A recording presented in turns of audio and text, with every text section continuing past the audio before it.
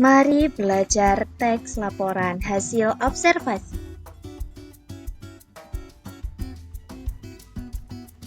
Berikut tujuan pembelajaran teks LHO.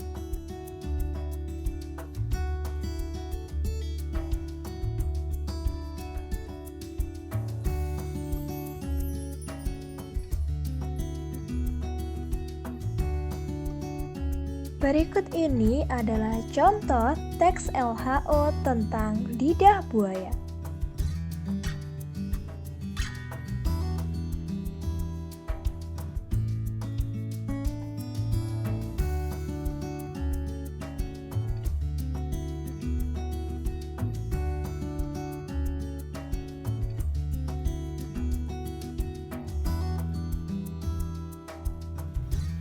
Teman-teman, apa itu teks LHO?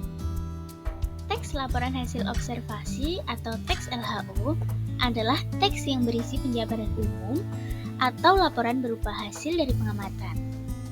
Teks laporan observasi disebut juga teks klasifikasi ya, karena memuat klasifikasi mengenai jenis-jenis sesuatu berdasarkan kriteria tertentu. Bagaimana strukturnya? Struktur yang pertama yaitu judul, menyatakan topik atau objek yang sedang diamati. Yang kedua adalah klasifikasi umum, berisi gambaran umum mengenai objek yang sedang diamati. Ketiga adalah deskripsi, berisi penjelasan rinci tentang objek, termasuk bagian-bagian dan manfaatnya. Kemudian yang terakhir adalah bagian penutup atau kesimpulan, yang berisi kesimpulan dari hasil pengamatan. Biasanya pada bagian ini bersifat opsional.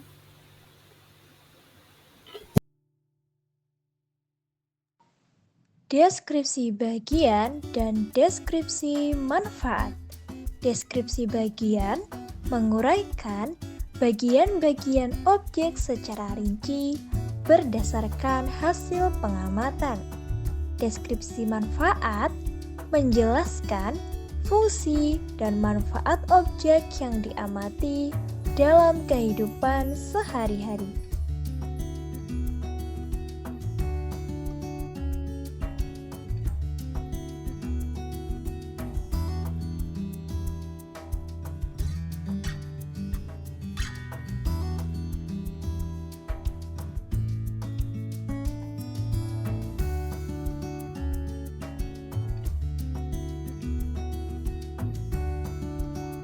Apa saja ciri-cirinya? Pertama, bersifat objektif, informatif, dan deskriptif. Kedua, ditulis secara lengkap dan sistematis. Ketiga, memuat fakta sesuai hasil pengamatan, bukan opini pribadi. Keempat, objek yang diamati bersifat tunggal. Kelima, informasi berhubungan secara berjenjang antara kelas dan subkelas. Dan yang keenam, menggunakan bahasa Indonesia yang baik dan benar, serta bahasa baku. Bersifat objektif, informatif, dan deskriptif. Objektif berarti laporan harus netral, tidak memihak, dan tidak dipengaruhi oleh perasaan atau pendapat penulis, hanya fakta yang disampaikan. Informatif berarti laporan memberikan informasi yang bermanfaat dan menambah pengetahuan pembaca.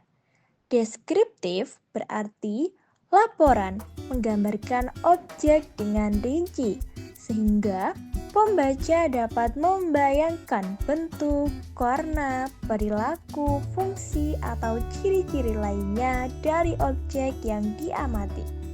Ditulis lengkap dan sistematis. Penyajian laporan harus mencakup semua aspek penting dari objek yang diamati, disusun secara runtut mulai dari identifikasi objek, ciri-ciri umum, hingga rinciannya. Memuat fakta. Isi laporan hanya berdasarkan apa yang benar-benar terlihat, terdengar, atau terdeteksi saat observasi. Tidak diperbolehkan menyisipkan interpretasi pribadi. Objek yang diamati bersifat tunggal. Fokus observasi hanya pada satu objek tertentu, misalnya satu jenis hewan, satu lokasi, atau satu fenomena. Informasi berhubungan secara berjenjang antara kelas dan subkelas. Informasi disusun dari hal yang umum ke hal yang lebih spesifik, misalnya dari kategori burung ke spesies burung hantu. Menggunakan bahasa baku. Teks menggunakan kaidah tata bahasa Indonesia yang sesuai dengan PUEBI. Tidak menggunakan bahasa gaul, bahasa daerah, atau ungkapan tidak baku. Bagaimana kaidah kebahasaannya? Pertama, menggunakan verba relasional seperti ialah, merupakan, adalah, yaitu, digolongkan. Kedua, menggunakan verba aktif alam untuk menjelaskan perilaku seperti bertelur, hidup, makan. Yang ketiga, menggunakan kata penghubung untuk menyatakan tambahan, perbedaan, persamaan, pertentangan, dan pilihan seperti dan, tetapi, sebagaimana, atau. Bagaimana cara menyusun teks LHO? Pertama, melakukan kegiatan observasi. Kedua, membuat kerangka teks hasil observasi. Ketiga, menyusun teks hasil observasi. Keempat, menyunting teks hasil observasi. Melakukan kegiatan observasi. Untuk memperoleh hasil observasi yang baik, seorang pengamat yang hendak melakukan observasi sebaiknya memperhatikan prinsip-prinsip pengamatan sebagai berikut. Pengamatan dilakukan dengan cermat, jujur, bertanggung jawab, objektif, dan terfokus pada objek yang diteliti. Sebelum melakukan observasi, pengamat harus menentukan informasi atau data apa saja yang akan dicari dalam pengamatan. Pengamat perlu mendokumentasikan atau mencatat informasi yang diperoleh. Membuat kerangka teks hasil observasi. Setelah mendapat data dan informasi, saya akan menyusun kerangka dalam bentuk diagram. Ini sebagai acuan yang nanti akan dikembangkan menjadi paragraf. Berikut adalah contoh pelaksanaannya. Yang pertama, melakukan kegiatan observasi. Saya ingin membuat laporan hasil observasi mengenai pohon kelapa. Maka, kegiatan saya yang pertama adalah melakukan pengamatan. Pengamatan yang saya lakukan dapat secara langsung, yaitu mengamati pohon kelapa secara langsung. Juga dapat secara tidak langsung melalui buku, berselancar di internet, atau tayangan video dan televisi. Yang kedua, membuat kerangka teks hasil observasi. Setelah mendapat data dan informasi, saya akan menyusun kerangka dalam bentuk diagram. Ini sebagai acuan yang nanti akan dikembangkan menjadi paragraf. Berikut adalah contoh kerangka teks LHO tentang pohon kelapa. Selanjutnya, penyusun teks hasil observasi. Setelah diagram kita susun, Sekarang kita dapat mengembangkan masing-masing bagian menjadi paragraf dalam teks LHO. Pernyataan umum. Kelapa atau disebut Cocos nucifera adalah anggota tunggal dalam marga kokos dari suku Aren-Arenan. Istilah ini berasal dari kata Portugis dan Spanyol abad ke-16. Coco yang berarti kepala atau tengkorak. Setelah 3 lekukan pada tempurung, kelapa yang menyerupai fitur wajah. Tumbuhan ini dimanfaatkan hampir semua bagiannya oleh manusia, sehingga dianggap sebagai tumbuhan serbaguna, terutama bagi masyarakat pesisir. Selanjutnya, deskripsi bagian. Karakteristik. Pohon kelapa memiliki batang tunggal dengan akar serabut. Batang beruas-ruas, namun bila sudah tua tidak terlalu tampak.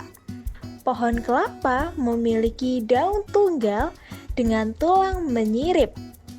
Bunga tersusun majemuk pada rangkaian yang dilindungi oleh braktea. Buah besar diameter 10 cm sampai 20 cm atau bahkan lebih. Berwarna kuning, hijau, atau coklat. Deskripsi manfaat. Hampir semua bagian pohon kelapa dapat dimanfaatkan orang. Kayu dari batangnya yang disebut kayu glugu dipakai orang sebagai papan untuk rumah. Daunnya dipakai sebagai atap rumah setelah dikeringkan. Daun muda kelapa disebut janur, dipakai sebagai bahan anyaman dalam pembuatan ketupat atau berbagai kerajinan tangan. Sabut dapat dimanfaatkan sebagai bahan bakar, pengisi jok kursi, anyaman tali, keset, serta media tanam bagi anggrek. Tempurung atau batok kelapa dipakai sebagai bahan bakar, pengganti gayung, wadah minuman, dan bahan baku berbagai kerajinan tangan. Buah kelapa adalah bagian paling bernilai ekonomi. Daging buah muda yang lunak biasa disajikan sebagai es kelapa muda. Daging buah tua yang telah mengeras, sarinya diperas dan cairannya dinamakan santan. Daging buah tua ini juga dapat diambil dan dikeringkan serta menjadi kopra. Kopra adalah bahan baku pembuatan minyak kelapa dan turunannya. Cairan buah tua biasanya tidak menjadi bahan minuman penyegar dan merupakan limbah industri kopra. Cairan ini dapat dimanfaatkan lagi untuk dibuat menjadi bahan semacam jelly yang disebut nata de coco dan merupakan bahan campuran minuman penyegar. Penutup. Kelapa merupakan tanaman serbaguna.